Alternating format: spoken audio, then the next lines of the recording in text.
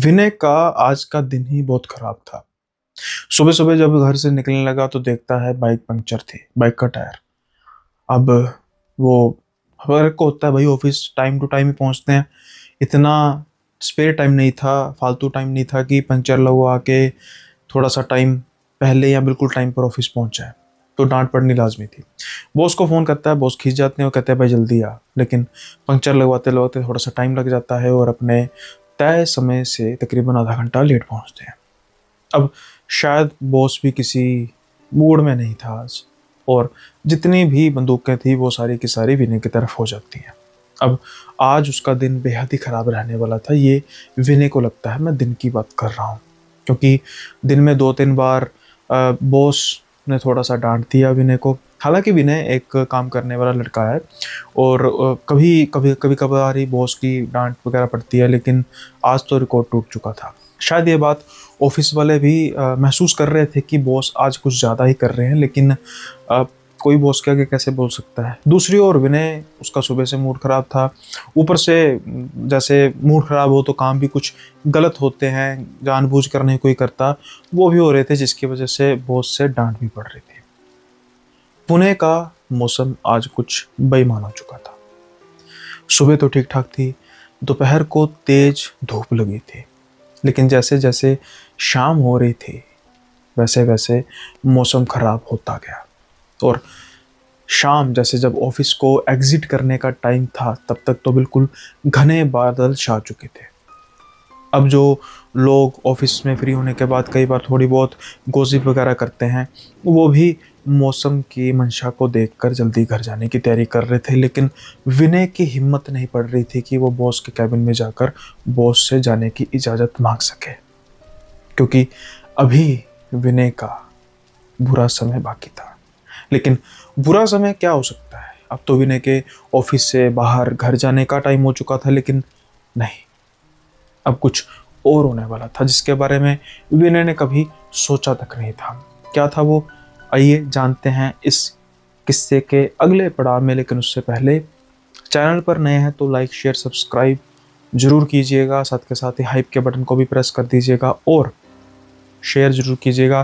किस्सा पसंद आए तो कमेंट बॉक्स में इसके बारे में अपना फीडबैक ज़रूर दीजिएगा, क्रिटिकल सजेशन या फिर आपको जो भी इसके बारे में अच्छा या बुरा लगा। अब विनय की जैसे मैंने कहा हिम्मत नहीं पड़ रही थी। 5 बजते-बजते तकरीबन सभी ऑफ़िस के जो स्टाफ थे वो जा रहे थे और वो विनय की तरफ इशारा भी कर रहे थे कि भाई तू कब चलेगा? लेकिन विनय को पता था कि आज का दिन बुरा है और ऐसा ना हो कि जाते-जाते भी कहीं बॉस के गुस्से का शिकार मैं बन जाऊँ। अब विनय खिड़की की तरफ देख रहा था। दिन कुछ जल्दी ढल रहा था काले बादलों की वजह से। काले बादलों को वो गौर से देख रहा था जैसे आज ही पूरे साल की किस्त वो भर देंगे, बारिश के रूप में। अभी विनय अपने कंप्यूटर की ओर ध्यान देता है। अचानक वो महसूस करता है कि बॉस का केबिन खुलता है। बॉस वहाँ से फ़ोन पर बात करते-करते बाहर आते हैं और विनय के पास आकर खड़े हो जाते हैं। वो कर रहे थे, "अरे हाँ, हाँ, कोई बात नहीं, जल्दी चाहिए ना? हाँ यार, मुझे तो भई टाइम तो लग जाएगा, कम से कम 2 घंटे तो लगेंगे।" "अरे नहीं, नहीं, जल्दी चाहिए।" "अच्छा, अच्छा, चलो ठीक है, मैं देखता हूँ। ठीक है, ओके, बाय।" अब वो फ़ोन काटते हैं और विनय की तरफ ध्यान दे के उसके कंधे पे हाथ रखते हैं। "अरे विनय, तुम बस अब कब तुम्हारा काम खत्म हो रहा?" तो वो कहते हैं, "नहीं सर, काम तो मेरा खत्म हो ही गया था, तो फिर बैठे क्यों?" सर नहीं, वो एक्चुअली आप मुझे बिज़ी लग रहे थे।" "अरे कोई बात नहीं यार, ये कौन-सा नई बात है। अच्छा चल, अभी घर जाना है या कहीं और कोई प्रोग्राम बना हुआ है?" तो विनय कहते हैं, "नहीं, नहीं सर, मैंने तो घर ही जाना था। यार एक मेरा काम कर देगा छोटा-सा?" तो विनय कहते हैं, सर कर दूँगा, कोई बात नहीं।" तो कहते हैं कि यार एक ना हॉस्पिटल का उन्होंने नाम लिया, उस हॉस्पिटल में जाना है और वहाँ पर एक मेरा ज़रूरी, बहुत ज़रूरी सामान है। मेरा एक फ्रेंड है, वहाँ पर ना एक बहुत ज़रूरी मेरा सामान है, मेरा एक फ्रेंड है वो एडमिट है, उसको हैंडओवर करना है, उसके पास कोई आएगा तो वो वहाँ से ले जाएगा और उसने थोड़ी देर तक आ जाना है।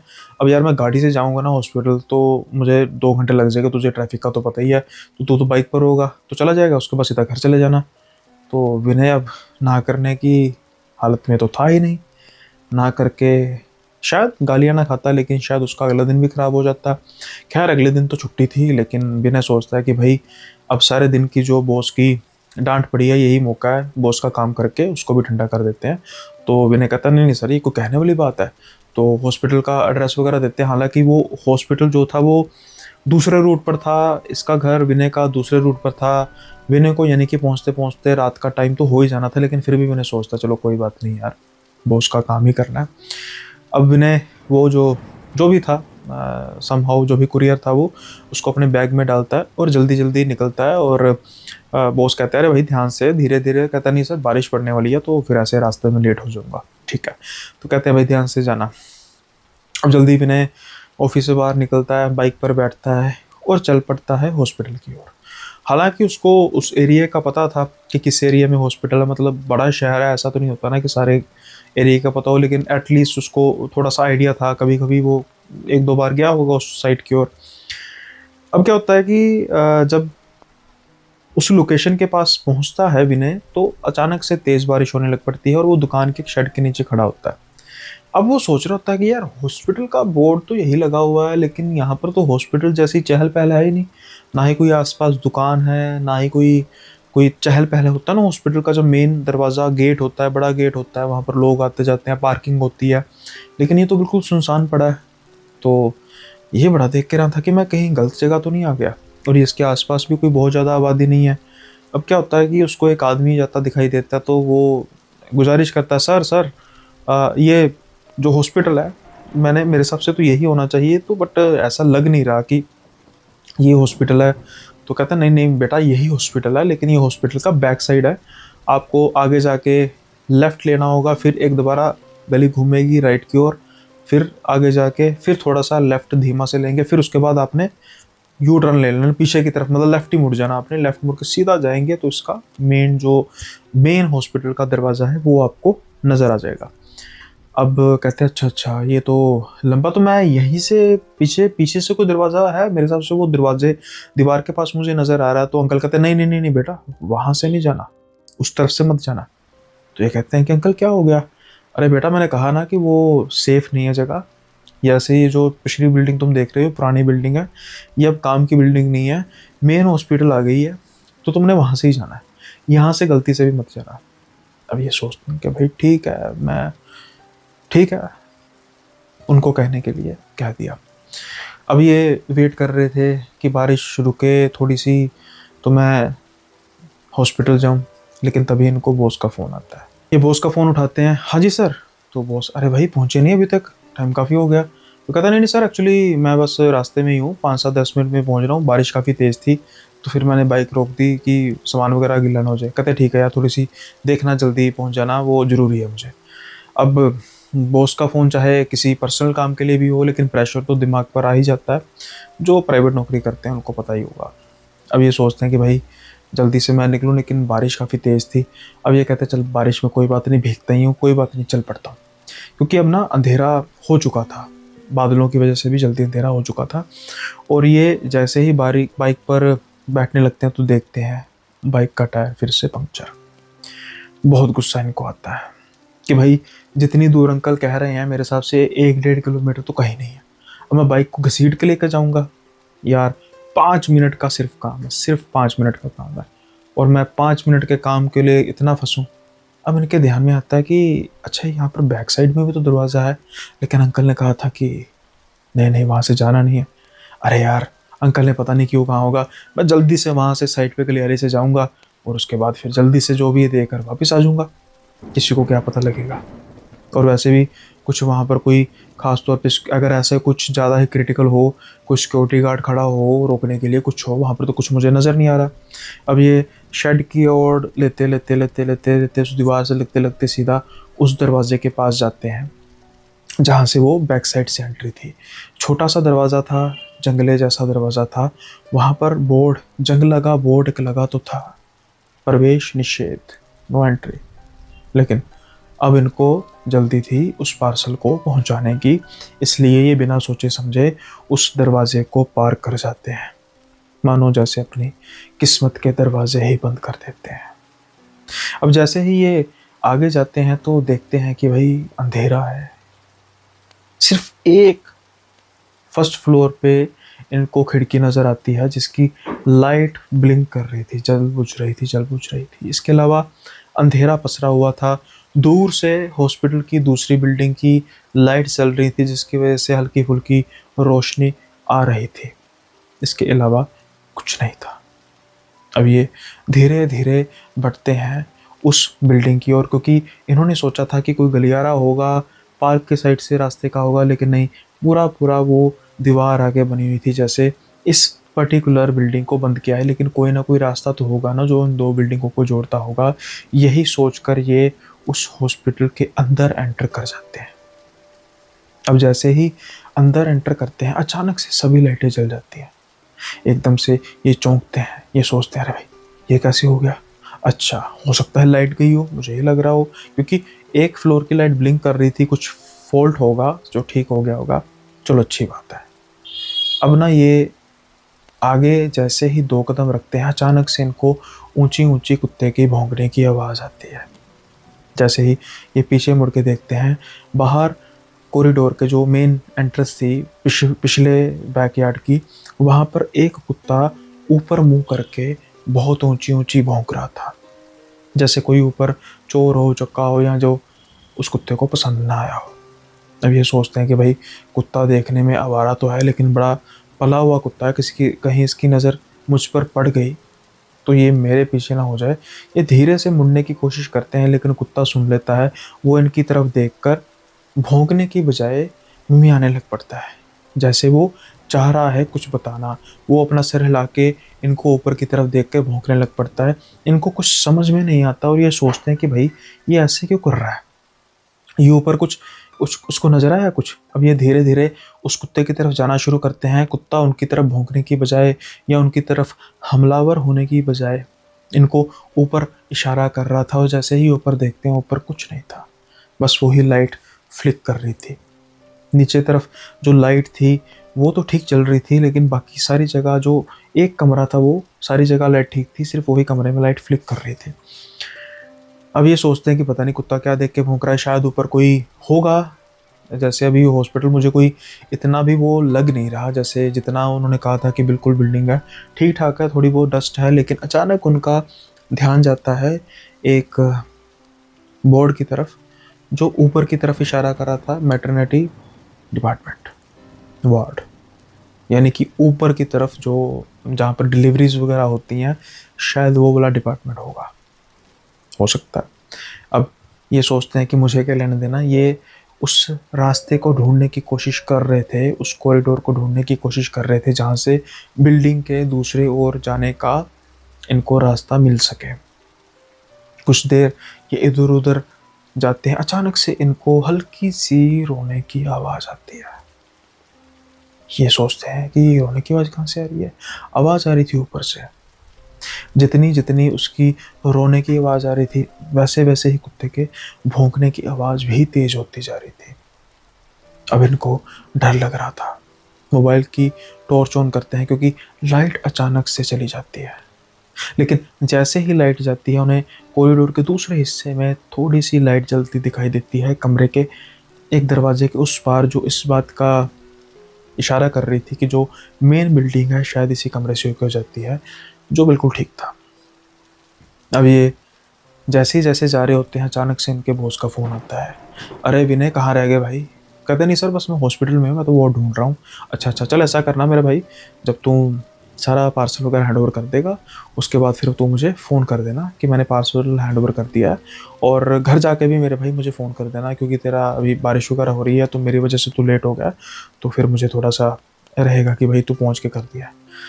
ठीक है। जो मूड सारा ख़राब था विनय का सारे दिन, जिसकी जो बॉस से इनको डांट पड़ी थी, अब वो कुछ हद तक ठीक हो चुका था बॉस की बातों से। वैसे भी जब किसी ने अपना काम कराना होता है तो मीठा हो ही जाता है। मेरे पास बहुत एक्सपीरियंस है, मैंने बहुत से ऐसे बॉसेस देखे हैं। खैर, अब ये उस कॉरिडोर की तरफ बढ़ते जा रहे थे, और जैसे ही दरवाज़ा खोलते हैं, इनकी सोच ठीक थी। एक साइड पे दरवाज़ा था और आगे हॉस्पिटल की चहल पहल इनको नज़र आ रही थी। ये नज़रें चुरा कर आने की कोशिश करते हैं, क्योंकि बकौल इनके जैसे ये रिस्ट्रिक्टेड एरिया हो सकता है, तो ऐसे कोई देख के मुझे गुस्सा ना हो, अब ये उसके बाद रिसेप्शन पे जाते हैं। रिसेप्शन पे जो कमरा नंबर वगैरह पूछते हैं कि ऐसे इस पर्टिकुलर पेशेंट का रूम नंबर जो है मुझे बताया, तो थोड़ा आप मुझे बताएंगे कौन सा फ्लोर है, कितना है सारा। उसके बाद ये जाकर उसको पार्सल हैंड ओवर कर देते हैं। अब पार्सल हैंड ओवर कर देते हैं, भीग चुके थे। ये सोचते हैं कि यार मुझे ना तबीयत थोड़ी सी अजीब सी लग रही है, मैं चाय पीता हूँ। अब ये जो कैफ़े या जो भी कैंटीन होती है उसको ढूंढते हैं। कैंटीन मिलती है, चाय पीना शुरू कर देते हैं। अचानक इनके मन में, अरे भाई सच, सर को तो मैंने फ़ोन किया नहीं, मैं जल्दी से सर को फ़ोन करता हूँ ताकि उनकी टेंशन भी ख़त्म हो और मैं भी अपनी ड्यूटी से फारिग हूँ, और अब मैं उसके बाद घर जाता हूँ। अब ये अपनी जेब में देखते हैं फ़ोन का, एक मिनट, अरे फ़ोन कहाँ पे मेरा, इधर उधर देखते हैं, अरे भाई कहाँ पे चला गया फ़ोन। ये जल्दी से दोबारा उस कमरे में जाते हैं, सर मेरा फ़ोन तो नहीं यहाँ पे रह गया। सारा कमरा ढूंढ मारते हैं लेकिन वहाँ पर फ़ोन इनको नज़र नहीं आता। जल्दी से बाहर की तरफ भागते हैं, कैंटीन के आसपास दोबारा देखते हैं, रिसेप्शन के आसपास देखते हैं, लेकिन इनको कहीं भी फ़ोन नज़र नहीं आता। अब ये घबरा चुके थे कि भाई मेरा फ़ोन कहाँ पे गया। अचानक इनके मन में ख्याल आता है, जब मैंने सर का फ़ोन मुझे आया था, मैं कहता सर मैं करता हूँ, हड़बड़ाहट में फ़ोन मैंने जो नीचे की जेब में डाला था, कहीं ऐसा तो नहीं वहाँ से गिर गया हो। हाँ वही होगा। जल्दी से ये वापिस उसी गेट के पास आते हैं, आसपास देखते हैं कोई देख तो नहीं रहा, दरवाज़ा खोलते हैं और चल पड़ते हैं अंदर की ओर। अंदर की ओर वैसे ही अंधेरा था और अब तो इनका फ़ोन भी नहीं था, मतलब कि इनको अंधेरे में ही फ़ोन ढूंढना पड़ना था। कैसे ढूंढते? शक उनको बिल्कुल था कि फ़ोन मेरा यहीं पर होगा। जिस जिस रास्ते से ये गए थे उसी रास्ते से ये वापस ढूंढना शुरू करते हैं, लेकिन इनको फ़ोन कहीं पर दिखाई नहीं दे रहा था। अब कुछ समय पहले जो कुत्ता भौंक रहा था, उस ऊपर देख के अब वही कुत्ता इनको महसूस होता है कि दूर कहीं, मतलब उस दीवार के बाहर रो रहा है, ऊंचा ऊंचा मुंह करके रो रहा है। बहुत अजीब इनको लगता है कि भाई ये क्या सीन है। अचानक से इनके फ़ोन की रिंग बजती है। अब जब फ़ोन की रिंग बजती है, इन्हें तो खुश हो जाना चाहिए था, लेकिन ये परेशान हो जाते हैं क्योंकि फ़ोन की रिंग उस फ्लोर से नहीं बज रही थी। फ़ोन की रिंग बजने की आवाज़ आ रही थी फर्स्ट फ्लोर से, वही फर्स्ट फ्लोर जहाँ पर उस पर्टिकुलर कमरे के में लाइट्स के फ्लिक होने की इनको दृश्य दिखा था। अब ये सोचते हैं भाई ये क्या, ये कौन लेकर चला गया, यानी पक्का उस कमरे में कोई है, कोई साइको सुको तो नहीं, कोई पागल तो नहीं है जो इस खंडर हुई बिल्डिंग में रह रहा है। ये नीचे से आवाज़ आते हैं, ओए अरे मेरा मोबाइल दे के जा भाई, तेरा नहीं है ये। और क्या यार जल्दी दे के जा, मेरे बॉस का फ़ोन होगा, मैंने उनको बताना है कि मैंने पार्सल हैंड ओवर कर दिया, तू क्या खेल रहा है। ये 2-3 बार उसको आवाज़ लगाते हैं लेकिन कोई भी रिस्पॉन्स नहीं आता, और वेट कर रहे थे ये कि वो नीचे आएगा, लेकिन इस दौरान 2-3 बार रिंग बज चुकी थी। अब इनकी चिंता और गहरी होती जा रही थी कि भाई अगर बॉस ने मुझे सारे दिन की जो मैंने डांट खाई थी, यही मौका था कि मैं समहाउ बॉस ठंडे होंगे, अब फ़ोन नहीं उठाऊंगा तो बॉस और गुस्से होंगे। अब ये बिना कुछ सोचे समझे ऊपर की तरफ जाते हैं। फ़ोन बजने की आवाज़ शायद उसी कमरे से आ रही थी, लेकिन उससे भी पहले ये दूर कॉरिडोर में देखते हैं किसी की रोने की आवाज़ आ रही थी।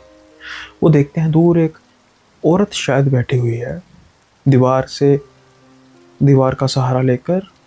दिखने में ऐसा लग रहा था प्रेग्नेंट है, क्योंकि उसने अपना जब पेट पकड़ा हुआ था वो फूला हुआ था और वो रो रही है।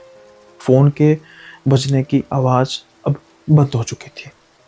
ये धीरे से कहते हैं, मैडम मैडम आपको पता है कोई यहाँ पर और भी आपके अलावा, वो फ़ोन मेरा शायद कोई लेकर चला गया, और आप रो क्यों रही हैं मैडम।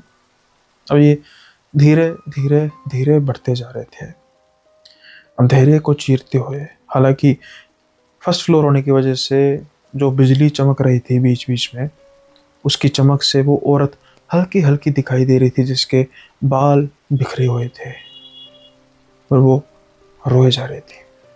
जैसे जैसे ये विनय आगे की ओर बढ़ते जा रहे थे, वैसे वैसे उसके रोने की आवाज़ भी तेज होती जा रही थी। ये धीरे धीरे उसके पास पहुंचते हैं। पास खड़े होकर कंपकपाती हुई आवाज़ से कहते हैं, मैडम क्या आप पहले बताओ रो क्यों रही हो, और क्या आपके अलावा यहाँ पर कोई और भी है। अचानक से फ़ोन के बजने की आवाज़ फिर से आती है साइड वाले कमरे से। जैसे ही ये उस तरफ देखते हैं, अचानक से फ़ोन की आवाज़ बंद होती है। जैसे ही देखते हैं, वहाँ पर कोई नहीं था। इनकी तो सिट्टी-पिट्टी गुल हो जाती है। एक प्रेग्नेंट औरत, जिसके दीवार जहाँ पर वो सट कर रो रही है, उसके आगे तो बिल्कुल खिड़की है। ख़त्म हो जाता है हॉस्पिटल। कहाँ चली गई? यहाँ से तो जा नहीं सकती किसी भी हालत में। क्या हुआ? कहाँ गई? क्या जो मैं सोच रहा हूँ वही है? या सच में कोई औरत है, या फिर हाँ, वही है। क्योंकि अब उसी औरत की रोने की आवाज़ आस-पास गूंज रही थी। विनय को लगता है, भाड़ में जाए फ़ोन, बाद में ढूँढ लूँगा। मैं जल्दी से फिर उसी पेशेंट के पास जाता हूँ। उसके पास भी तो बॉस का नंबर होगा। जल्दी से कहूँगा, सर मेरा फ़ोन कहीं गुम गया है। मैंने बता दिया आपको कि मैं फटाफट बाद में घर भागता हूँ। लंबे रास्ते को लेकर बाइक पकड़कर सुबह देख लूँगा फ़ोन। नहीं भी मिलेगा तो कोई बात नहीं। एक जल्दी से कॉरिडोर की ओर से भागते हैं, सीढ़ियों की ओर नीचे की तरफ। जैसे ही ये सीढ़ियों के पास पहुँचते हैं, इन्हें फिर एक वो औरत खड़ी हुई दिखाई देती है। वही प्रेग्नेंट औरत, सर नीचे करके अपना पेट पकड़ के वो रो रही थी। अचानक से वो इतनी ऊंची चीख मारती है कि जो भी उसके पेट में था वो नीचे गिरता है। और वो नीचे कोई बच्चा नहीं था, मानो मांस का एक लोथड़ा था। जैसे ही ये देखते हैं, इनकी तो रूह तक कांप जाती है। इन्हें विश्वास हो चुका था कि जो भी मेरे सामने है वो इंसान नहीं है। अब इसको पार करके नीचे जाना तो मेरे बस की बात नहीं है। जल्दी से ये ऊपर आके बिल्कुल पहले वाला कमरा जो है, वहां पर अपने आप को बंद कर लेते हैं और इंतजार करते हैं कि जैसे ही इसकी रोने की आवाज़ बंद हो, मैं धीरे से कमरा खोलूँगा और उसके बाद फिर मैं सबसे पहले जितनी तेज़ हो सके दौड़ लगा के 3-4 सीढ़ियों को छलांग लगाकर भागने की करूँगा। ये वेट कर रहे थे, लेकिन उस कॉरिडोर के आसपास रोने की आवाज़ें बढ़ती जा रही थी। रोने की, विरलाप करने की। कई बार ऐसे महसूस हो रहा था कि वो नफ़रत की आग में कुछ बड़बड़ाए जा रही है। अगर मैं ये दरवाज़ा खोल दूँ तो मेरी मौत निश्चित है। नहीं, मैं ये दरवाज़ा नहीं खोलूँगा, कभी नहीं, जब तक उसकी आवाज़ें आनी बंद नहीं होंगी। ये इंतज़ार करते हैं।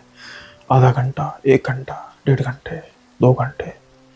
कुछ समय बाद आवाज़ें आनी बंद हो जाती हैं। ये धीरे से दरवाज़ा खोलते हैं, अपनी आँखों की पुतलियों से इधर-उधर घुमाते हैं। कोई नज़र नहीं आता। अब इनके पास समय था, जितनी जल्दी हो सके ये दौड़ लगा के कॉरिडोर पे भाग के सीढ़ियों की तरफ भागे। लेकिन कई बार इंसान जल्दबाजी में गलती कर देता है। इन्हें भूल चुका था कि कॉरिडोर किस तरफ मुड़ना है, जहाँ पर सीढ़ी आएंगी। ये उसके बिल्कुल उल्टी ओर भागने लग पड़ते हैं। जैसे ही ये 15-20 कदम आगे भागते हैं, इनको महसूस होता है, भाई सीढ़ियाँ क्यों नहीं आ रही हो, सीढ़ियाँ तो पिछली तरफ है। जैसे ही मुड़ते हैं, अब उनको कॉरिडोर के बिल्कुल पास वो औरत सीढ़ियों के पास खड़ी दिखाई देती है। इनका एकमात्र चांस खत्म हो चुका था। अब ये बिना सोचे समझे, बिना समय गवाए जल्दी से कॉरिडोर की उल्टी तरफ ही भागते हैं और जिस तरफ से वो लाइट ब्लिंक कर रही थी वहाँ उस तरफ ये भागते हैं कि शायद कोई होगा। लेकिन जैसे ही ये कमरे में एंटर करते हैं, वहाँ पर कोई नहीं था सिवाय अंधेरे के। ये जल्दी से उस दरवाजे को बंद करते हैं। अब पास खिड़की थी, वहाँ से बीच बीच में बादल के गरजने के कारण, बिजली के चमकने के कारण आवाज, रोशनी आ रही थी। अचानक से फोन बज उठता है दोबारा से विनय का। विनय की जान में जान आती है। विनय लड़खड़ाता हुआ उस फोन की तरफ जाता है जो एक कोने में पड़ा हुआ था। लेकिन जैसे ही उसके पास पहुंचता है, फोन बजना बंद होता है और वो देखता है कि उसी कोने में वही औरत खड़ी है। अब उस औरत की शक्ल नजर आ रही थी। उस मांस के लोथड़े को उसने अपने हाथों में पकड़ा हुआ था, जिसका खून नीचे गिर रहा था जमीन पर। उसकी शक्ल बेहद भयानक, आंखें उसकी थी ही नहीं। ऐसे ही रोने की आवाज फिर से आने लगती है। विनय सोचता है कि अब दरवाजा खोल के दोबारा भागने की कोशिश करूंगा तो नहीं जा पाऊंगा। मेरे पास सिर्फ एक रास्ता है, अभी नहीं तो कभी नहीं। वो पूरी जान लगाता है, खिड़की की तरफ भागता है। शीशा टूटता है, विनय नीचे गिरता है। जैसे ही विनय नीचे गिरता है, वो देखता है कि खिड़की से वही औरत इसकी तरफ देखकर ऊंची ऊंची चीख मार रही है। बड़ी हल्की हल्की उसको कुत्ते के भौंकने की आवाज आ रही है और उसके बाद विनय की आंखें बंद हो जाती हैं। जब विनय की आंखें खुलती हैं तो वो अपने आप को उसी हॉस्पिटल के एक रूम में पाता है। उसकी माँ, बाप, बहन, उसका बॉस, कुछ कोलीग्स पास खड़े थे, खुश हो रहे थे कि जान बच गई। विनय को कुछ फ्रैक्चर्स हुए थे, टांग की हड्डी टूटी थी, लेकिन जान बच चुकी थी। अब बॉस उसको पूछता है, अरे भाई क्या हो गया, कहाँ पे तू, क्या दिक्कत होगी? लेकिन डॉक्टर तभी आगे कहता है, भाई अभी पेशेंट को कोई भी स्ट्रेस ना दिया जाए, जो भी आपने पूछना है जब हम उसको डिस्चार्ज कर देंगे उसके बाद पूछ सकते हैं, लेकिन फिलहाल के लिए कोई भी ज़्यादा लोग पास ना खड़े हों। तो जितने भी कुलीग थे, बॉस थे, वो यहाँ से चले जाते हैं। माँ बाप और बहन ही थी बस। एक सिक्योरिटी गार्ड भी था जिसने विनय को इसी हॉस्पिटल के इमरजेंसी वार्ड में पहुंचाया था। अब वो सिक्योरिटी गार्ड कहता है कि बेटा तुम वहाँ पर कर क्या रहे थे, मुझे बताओ। तो ये कहते हैं कि मैं मेरा मेरा शायद मोबाइल गुम हो गया था। सिक्योरिटी गार्ड बिल्कुल पास आता है, वो कहता है, कोई भी पूछे तो यही बताना है, मुझे पता है तुम्हारे साथ क्या हुआ है। जब ये बात सुनता है विनय तो हक्का बक्का रह जाता है कि क्या इस सिक्योरिटी गार्ड को भी पता है कि यहाँ पर क्या है। तो फिर वो पूछता है कि अंकल चलो वो तो ठीक है, लेकिन हुआ क्या है यहाँ पर, वो औरत कौन थी, वो चुड़ैल कौन थी? तो फिर सिक्योरिटी गार्ड अंकल बताते हैं कि बेटा काफ़ी समय पहले जो ये बिल्डिंग थी, ये आबाद बिल्डिंग थी, जो ये मैटरनिटी डिपार्टमेंट था, यहाँ पर डिलीवरीज वगैरह होती हैं, लेकिन एक औरत थी, जब वो अपने बच्चे को जन्म देती है तो उसका बच्चा मरा हुआ निकलता है। वो बहुत ज़्यादा डिप्रेस हो जाती है, लेकिन ये उसका पहली बार नहीं था, उसका तीसरा बच्चा था जो ऐसे ही मरा हुआ निकला। अब की बार वो इतनी ज़्यादा डिप्रेस हो जाती है कि जिस कमरे से तूने छलांग लगाई है ना, उसी कमरे में उसको रूम लोड था, उसी कमरे में अपने पेट में चम्मच जो फोक होते हैं उसको मार मार के अपनी जान दे देती है। उसके बाद फिर उसका कहर टूटता है इस हॉस्पिटल पर। उसको लगता था कि हॉस्पिटल वालों की गलती है, भगवान की गलती है, डॉक्टर्स की गलती है। यहाँ पर बहुत ज़्यादा हादसे होने शुरू हो गए, जिसकी वजह से फिर डिसाइड किया गया कि ये सारा पोर्शन ही बंद कर दिया जाएगा, और तब बिल्डिंग बाद में बनती गई और हॉस्पिटल इसको बिल्कुल ही अबेंडन कर दिया गया। अब ये पूछते हैं कि आपको कैसे पता लगा कि मैं वहाँ पर गिरा पड़ा हूँ, और बहुत बहुत धन्यवाद आपका कि आपने मुझे बचा लिया, नहीं तो मैं तो मर जाता। अरे कहते धन्यवाद करना उस कुत्ते का। किस कुत्ते का? अरे भाई एक कुत्ता, वैसे तुम्हें पता है वो वहाँ का आवारा कुत्ता, लेकिन कभी कभी उसको रोटी खिला देते हैं। वो कुत्ता भागता भागता मेरे पास आया, उसने मेरी पैंट पकड़ ली। मैंने सोचा भाई पागल हो गया क्या। मैंने उसको थोड़ा सा पीछे किया, लेकिन वो छोड़ नहीं रहा था, जैसे वो इशारा कर रहा था कहीं चलो। अब मैं उसके पीछे पीछे चलना शुरू करता हूँ, फिर वो तुम्हारे पास आकर बैठ जाता है, यानी कि वो इशारा करता है कि भाई इसको लेके जाओ। फिर हम जल्दी से मैं बुलाता हूँ स्टाफ को, तुम्हें उठा कर लेके जाते हैं। उस कुत्ते का शुक्रिया कर देना। देखो कुत्ते कितने वफादार होते हैं, उसने रोटी तक भी नहीं दी विनय ने। तब जब उसको देखा था, सिर्फ उसने देखा कि एक बंदा बेचारा मुसीबत में है। इंसान इसके बिल्कुल उल्ट करते हैं। उसके बाद फिर पूछा भी गया, बाकी मतलब माँ बाप को तो उसने बता दिया था, बहन वगैरह को, लेकिन कुलीग्स को उसने ये बताया कि सर एक्चुअली मैं गलती से इस तरफ आ गया, लेकिन मेरा फ़ोन कहीं पर गुम हो गया, मुझे लगा चोरी हुआ है। लेकिन उसके बाद मैं जब फर्स्ट फ्लोर पर गया तो अचानक से मेरा पाँव जो है वो शायद किसी निची जगह पर आ गया, तो मैं अपने आप को संभाल नहीं पाया और मैं गिर गया। बस ये कहानी थी। कुछ दिन हुए विनय को, कुछ दिन लगे रिकवर करने में, लेकिन अब विनय ठीक है, लेकिन हॉस्पिटल की डरावनी यादें हैं, वो खौफनाक चेहरा और उसकी दर्दनाक कहानी विनय को कभी नहीं भूलते। विनय अब वैसे तो बहुत बड़ा शहर है पुणे, ऐसा नहीं है कि छोटे शहरों में तो एक ही जगह पर कई बार आना जाना होता है, लेकिन विनय ने कभी मुड़कर उस जगह देखा नहीं। कभी जाना भी हो तो खासतौर पे बैक साइड वाली पे जगह पे तो कभी विनय भूल कर भी नहीं गया। ये किस्सा था विनय का।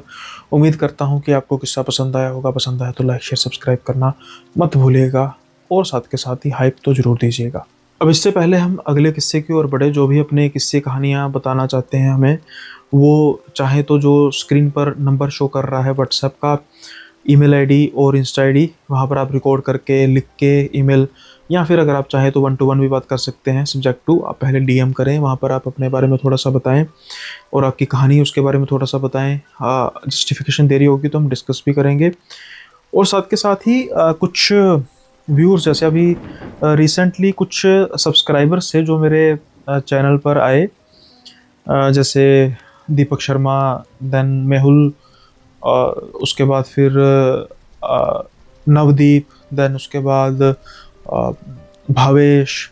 तो कईयों का सवाल था कि हम भी आपके पॉडकास्ट में आना चाहते हैं, लेकिन उसमें भी सब्जेक्ट टू कि आपको एक वीडियो बनाकर भेजनी होगी मुझे, जहाँ पर आप थोड़ा सा अपना इंसिडेंट के बारे में शेयर करेंगे। और एज़ यू नो कि मेरे जो पॉडकास्ट होते हैं वो छोटे नहीं होते हैं, एटलीस्ट 1 घंटे के होते हैं, इंक्लूडिंग डिस्कशन वगैरह तो चलती है। तो आप उस हिसाब से देखिएगा, अगर आपके पास ऐसे किस्से हैं जो आप खुद आकर शेयर करना चाहते हैं पॉडकास्ट के रूप में, तो यू आर मोस्ट वेलकम। आप सब्सक्राइबर्स को भी इनविटेशन है कि आप पॉडकास्ट पर आकर अपने किस्से बयां कीजिए, और क्या पता आपका पॉडकास्ट चल जाए। दीपक शर्मा जी 50,000 प्लस व्यूज़ जा चुके हैं, और एक ग्रोइंग चैनल में इतने व्यूज़ काफ़ी मायने रखते हैं।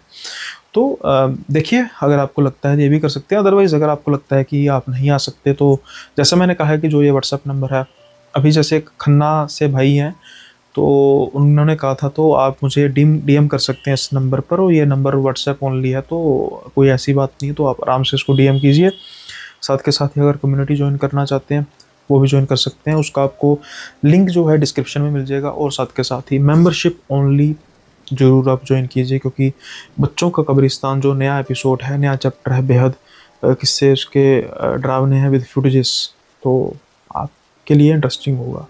इसके साथ सिर्फ बच्चों का कब्रिस्तान नया नहीं, बल्कि चाहे वो लाल साड़ी वाली चुड़ैल हो, चाहे वो और भी कई भयावह किस्से हों, वो आपको सारे सुनने को मिलेंगे। और ये जो संख्या है बढ़ती ही जाएगी। ऐसा नहीं कि आप आज मेंबरशिप ज्वाइन कर रहे हैं तो आपको प्रीवियस या फिर अब का ही आपको एपिसोड मिलेगा। जैसे जैसे कारवां बढ़ता जाएगा वैसे वैसे ही किस्से जुड़ते जाएंगे।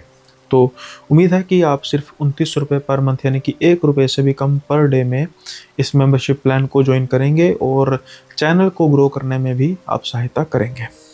अदरवाइज़ ऐसा नहीं है कि जो मेंबर्स नहीं बन रहे उनके लिए कुछ नहीं खास है। जो रोज़ के एपिसोड्स आ रहे हैं वो तो आते रहेंगे, और साथ के साथ ही podcast twice in the week चलता रहेगा। अब हम बढ़ते हैं अगले किस्से की ओर। और जो ये किस्सा है ना, बड़ा अजीब किस्सा है। मतलब इसमें अजीब क्या है वो आपको जब इस किस्से के बारे में असलियत पता लगेगी, मतलब जब आखिर में जाकर आपको सुनने को मिलेगा, अच्छा यार इस वजह से, तो आप सोचेंगे कि यार क्या क्या दुनिया कहाँ तक है। अब ना रोशन कहते हैं कि वो अपने एग्ज़ाम्स की तैयारी कर रहे थे, उसकी वजह से उन्होंने ना एक वो hostel in the sense PG नहीं कह सकते। कई बार क्या होता है, जैसे अपार्टमेंट्स होते हैं ना, उनको हॉस्टल में कन्वर्ट किया गया होता है। शेयरिंग रूम होते हैं, और बॉयज़ का स्पेशल होता है, गर्ल्स का स्पेशल होता है। तो वहाँ पर कुछ खाने पीने की सुविधा नहीं होती, खाना पीना खुद ही होता है, और पर्टिकुलर एक सेट ऑफ रूम्स बने होते हैं, उसको हॉस्टल ही कहते हैं। मतलब ऐसे किसी कॉलेज या किसी यूनिवर्सिटी के साथ एसोसिएट नहीं होते। तो ऐसे ही उन्होंने हॉस्टल लिया था, क्योंकि वो मतलब दूर से, दिल्ली से दूर से करते हैं बिलोंग, तो फिर उनको दिल्ली रहना पड़ना था। अब क्या होता है कि ये 2 जाने ना रूम में रह रहे थे, और शुरू शुरू में तो उनको काफ़ी ज़्यादा दिक्कत कोई नहीं थी, मतलब बड़ा अच्छा रूम था। लेकिन क्या होता है कि इस रूम में बेसिकली 3 जनों के रहने की थी, और अभी ये 2 जने रह रहे थे, और उनको पता था कि आज नहीं तो कल कोई रूममेट तो आएगा ही। तो अब जैसे इन दोनों की बनने लगी, फिर इन दोनों को होने लगा यार भाई नया बंदा आएगा, एडजस्ट करने में दिक्कत होगी। इनको फिर पता लगता है कि एक रोहित नाम का लड़का है जो इसी हॉस्टल में रहता है, जिसको ये जानते थे कभी कभी, लेकिन वो था थोड़ा सा अजीब। मतलब कई बार वो देखते थे कि गर्मियों में भी वो ना गर्म कपड़े पाकर घूमता था, छत पर बैठा रहता था, एक ही जगह टकटकी लगा के देखता था। लेकिन फिर भी जब ये बात वगैरह करते थे तो तब ठीक था, कोई ऐसा नहीं था कि भाई मतलब जैसे अजीब लगे। तो बस ये थोड़ी सी हरकतें उसको अजीब लगती थी। अब क्या होता था कि ये सोचते हैं कि भाई चलो ठीक है, वो आ जाएगा तो ठीक है। अब ना ये वो टाइम था जहाँ पर कुछ हॉस्टल्स के लड़के अपने घरों के लिए जा रहे थे, एक एक दो दो महीने के लिए। इस लड़के को शिफ्ट कर दिया गया। एक आधा दिन तो बिल्कुल ठीक रहा, लेकिन उसके बाद ना कुछ अजीब सी हरकतें होने लग पड़ी। वो अजीब सी हरकतें कैसी थी कि जैसे जो रोशन है, इनको रात के समय में महसूस होता है कि कोई इनविजिबल फोर्स इनको मार पीट रही है, इनकी धुलाई कर रही है। अब जैसे ये उठते हैं तो इनको अचानक से देखते हैं कि भाई ये दोनों तो आराम से सो रहे हैं, तो फिर ये कौन है। वो दिन आराम से, मतलब रात को होता है कि शायद सपना आया होगा, चलो कोई बात नहीं। जब ये उठे थे उस समय तब इनको भी कुछ ऐसा महसूस नहीं हुआ, लेकिन जब ये सुबह उठते हैं तो इनको बड़ा अजीब सा भारीपन ऐसे लग रहा था कि कई पंचीस लगे हैं इनके कमर पर, पेट पर। तो भाई ये क्या सीन हो गया, ये मुझे किसने मारा, इस तरीके से इनको महसूस होता है। अब ये डर जाते हैं, भाई ये क्या मेरे साथ हो रहा है। तो अभी थोड़ा सा इनको लगता है कि भाई मतलब जो रात में मेरे सपने में मेरे साथ हुआ सच में क्या हुआ।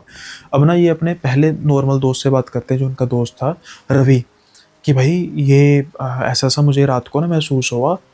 तो रवि कहता है एक बात बोलो भाई। तो रवि कहता है भाई एक बात बोलूं। कहते बोलो।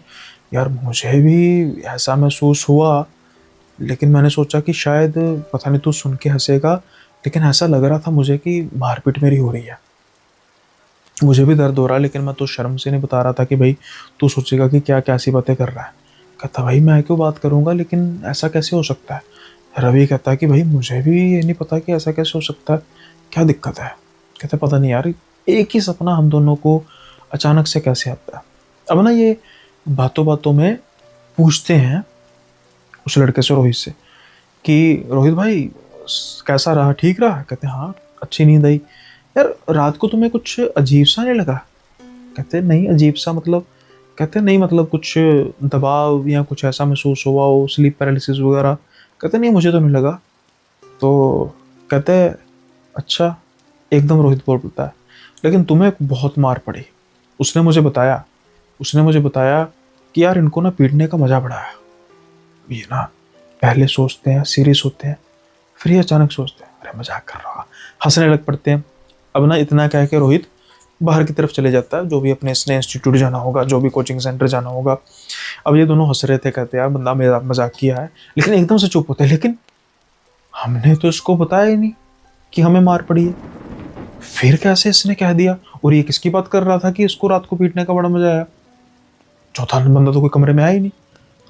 अब ये 2 मिनट सीरियस होते हैं, फिर सोचते हैं कि भाई कहीं मजाक तो नहीं कर रहा, लेकिन हमने तो उसको बताया ही नहीं है, तो शायद वो भी इसने प्रिटेंड किया हो।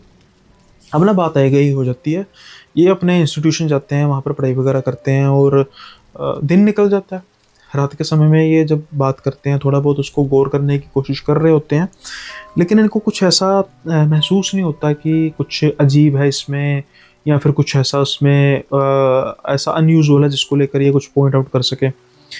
अब ना ये सो जाते हैं, रात का समय होता है। रात के समय में इनको दोनों को, ये तो बाद में पता लगता है लेकिन लट से, कि रोशन को एक सपना आता है कि रोशन भाग रहा है, बहुत तेजी से भाग रहा है, बार बार पीछे मुड़ के देख रहा है। और वो पीछे मुड़ के जब देखता है, उसको नजर आता है कि एक बंदा जिसने हुडी डाली हुई है, जिसका चेहरा नजर नहीं आ रहा, वो खंजर लेकर इसके पीछे भाग रहा है। और जैसे जैसे ये तेज भाग रहा है, उतना ही वही तेज होता जा रहा है, फासला कम होता जा रहा है। ये कोशिश कर रहा है कि फासला बढ़ाया जाए, नहीं तो ये मुझे मार देगा। लेकिन कितनी देर तक भागता रोशन। बाद में रोशन गिर जाता है, वो आदमी उसके ऊपर चढ़ जाता है, और रोशन उसके तरले मिन्नतें डाल रहा होता है, मुझे मत मारो, मुझे मत मारो, मैंने तुम्हारा क्या पकड़ा। लेकिन इससे पहले और कुछ वो कह पाता, वही आदमी इसके सीने में खंजर घोंप देता है। जैसे ही खंजर घोंपता है, 2 चीखों की आवाज आती है एक साथ उस कमरे में, रोशन और रवि की। एकदम दोनों तिल मिला के उठते हैं, सांस लेते हैं गहरी गहरी, एक दूसरे की तरफ देखते हैं। तुझे भी क्या हुआ, खंजर?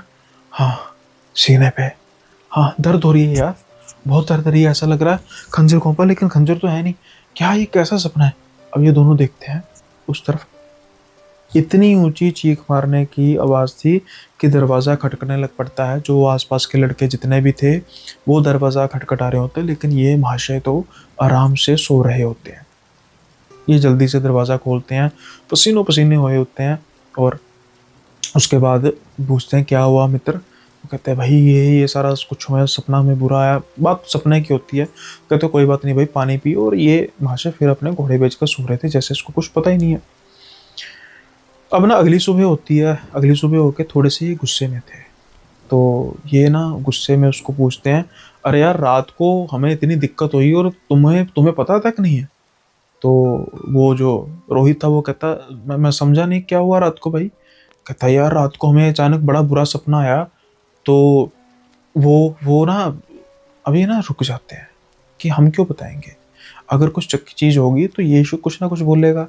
हम तो उसको इस चीज पर घेरते हैं कि भाई तू उठा नहीं, सारे आसपास के लोग उठ गए, तू नहीं उठा। तो रोहित ना आराम से उठता है। वो अपना बैग पकड़ता है, बैग में से एक टेबलेट निकालता है, वो दिखाता है, कहता है ये देखो भाई, मुझे ना डॉक्टर ने सजेशन दी है दवाई नींद की खाने की, और जब मैं ये खा देता हूँ बाद में फिर मुझे कोई होश नहीं होती। जस्टिफिकेशन ठीक थी। इनको भी लगता है कि भाई हमने भी खामोखा बेचारे को वैसे ही कह दिया कि ऐसे ऐसे। अच्छा अच्छा ठीक है। हाँ लेकिन मैं उससे कह दूंगा कि इतना मत भगाए, ज़्यादा मत तरसाए। हंसने लग पड़ता है। ये कह के वो चला जाता है। अब उसने ये बोला नहीं खंजर भागे, लेकिन भागे तो थे।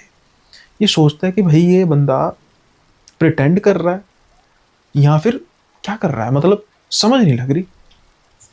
अब ना ये थोड़े से हैरान पेशान हो जाते हैं, शक की निगाह इनकी हो जाती है इस पर कि भाई ये हमारे बंदा ना अजीब सा लग रहा है बहुत, और पता नहीं इसके बारे में कुछ पता कराना पड़ेगा। लेकिन पता किससे कराएं? आसपास के लड़कों से पूछते हैं। वो कहते हैं कि भाई हम भी नए हैं। कोई एक तो पुराने थे, कहते हैं यार जब से हम आए हैं तब से तो हम इसको देख रहे हैं, पता नहीं कौन सा सब्जेक्ट की तैयारी कर रहा है। ये भी पूछते हैं, किसी पर्टिकुलर किसी कोर्स का नाम लेते हैं जो होता थोड़ा सा डिफिकल्ट है, लेकिन ज़्यादा बात होती नहीं उसको लेकर। अब ना ये सोचते हैं कि भाई इसके बारे में कुछ पता पता तो कराना चाहिए, लेकिन कोई ऐसा है भी नहीं। और अब इनके ना हफ्ते में एक आधी बार वही हरकत हो जाती थी, जैसे कोई इनको मार रहा है, कोई इनको पीट रहा है, और ये हंसी मजाक में थोड़ा सा हिंट दे देता था कि मुझे पता तुम्हारे साथ क्या हुआ। फिर क्या होता है कि एक बार जो लड़के पुराने लड़के थे जो छुट्टियों वगैरह पर गए थे, उनमें से 2-3 लड़के आते हैं, और इनके साथ इनकी मित्रता हो चुकी थी, तो उसकी वजह से इनका ये अपने रूम में बुलाते हो, और ये रोहित नहीं था रूम में। अब वो रूम में आके बैठते हैं, हंसते खेलते बातें करते हैं, तो अचानक से ध्यान जाता है लड़के का, अरे तीसरा लड़का आ गया। कहते हैं हाँ आ गया। चलो अच्छी बात है यार, तुम्हारा साथ मिल जाएगा, अच्छा हो गया तुम्हारा साथ। कहते हैं यार साथ तो अच्छा हो गया, लेकिन यार अजीब सा सिस्टम है। कहता है क्यों, क्या हुआ? कहते हैं यार वो सच, हाँ हमने पूछना था। अरे यार ये रोहित आया यहाँ पे, और वो तुम्हारे साथ भी तो रहता होता था शायद। कौन है? रोहित है? कहते हाँ। अरे बाप रे, किसको बुला लिया भाई अपने कमरे में? कहते क्या हुआ? अरे भाई हमने तो पीछा छुड़ाया उससे। अरे पता नहीं कितने सालों से यहीं पर है। कितने सालों से मतलब? अरे टेस्ट की तैयारी करने आओगे 1-2 साल। कहता नहीं भाई बहुत समय से यहाँ पे है।